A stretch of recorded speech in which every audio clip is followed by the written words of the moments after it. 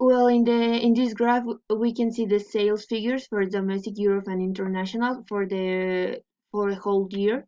And the third quarter show me the domestic is in the highest level, but at the end of the fourth quarter, the domestic decreased a lot and stay at the same levels of the first quarter. That's because something happened with the international market since they are having almost the same levels during the year.